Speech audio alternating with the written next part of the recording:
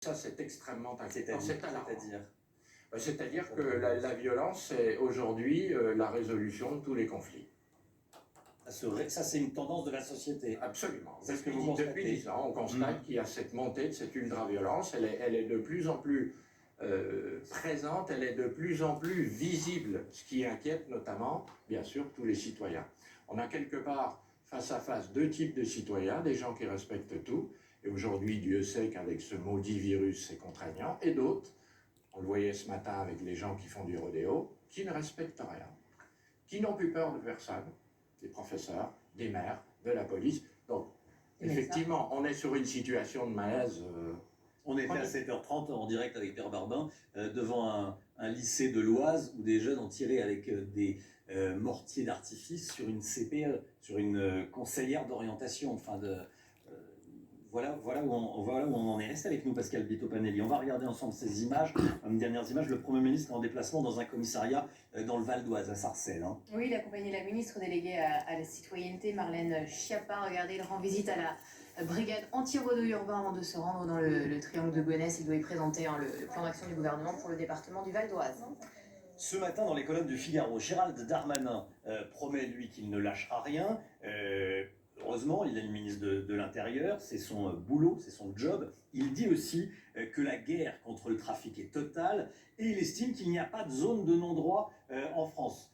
Il dit que ce qui s'est passé à Avignon, c'est la preuve que la police intervient partout, qu'il n'y a pas de zone de non-droit. Pascal Bito-Panelli, il y a des zones de non-droit ou pas en France? Alors moi, j'y réponds par deux questions, hein, je les réitère.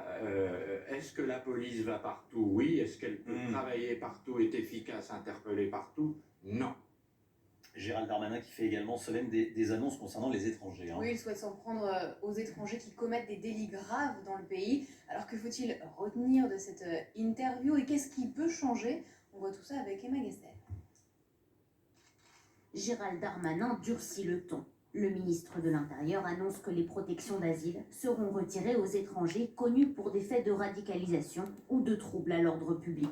Ces 3 derniers mois, 147 décisions de retrait de protection ont été prises. C'est sans précédent, notre politique est claire, juger les étrangers pour ce qu'ils font et pas pour ce qu'ils sont.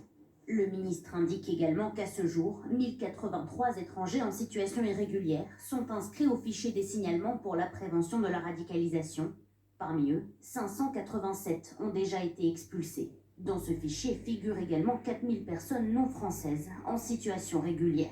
Pour cela, je demande la dégradation de leur titre de séjour et nous l'avons obtenu pour 200 d'entre eux ces 6 derniers mois, ce qui est un record. À la demande du président de la République, nous considérons qu'un étranger qui a commis un acte grave n'a plus sa place en France. Emmanuel Macron s'était engagé en 2019 à expulser 100% des étrangers faisant l'objet d'une obligation de quitter le territoire. Voilà, un étranger qui a commis un acte grave n'a plus sa place en France, dit Gérald Darmanin. On peut se poser la question, est-ce que quand on a commis un acte grave, est-ce que c'est pas un peu tard? Réaction, Pascal Bito-Panelli? Alors, c'est une question politique, hein, ça je sais. Bon, alors, non, dire, on ne peut pas dire que rien n'est fait. Hein. Là, il y a quand même beaucoup de choses. Monsieur Darmanin, sans jamais me permettre de juger quelqu'un qui appuie sur l'accélérateur, mais il prend un territoire qui, depuis quelques décennies, est très difficile. Le chantier est difficile. Maintenant, il est vrai qu'on est plus dans l'événement, c'est-à-dire qu'on a tendance à être plus réactif que proactif. Il faudrait peut-être qu'on ait plus d'anticipation opérationnelle. Plus d'anticipation opérationnelle, aller taper sur le terrain. Alors lui dit qu'il y a des opérations, que c'est parce qu'il y a des opérations qu'il y a des réactions des trafiquants de drogue. C'est vrai aussi, il y a beaucoup d'opérations sur le trafic de stupes. La police, la gendarmerie, les douanes travaillent fort, travaillent vite en ce moment, sont dans l'offensive et à l'évidence, ça fait aussi monter la pression chez les trafiquants. La politique, Sophie Cluzel, secrétaire d'État aux handicapés, sera bien candidate.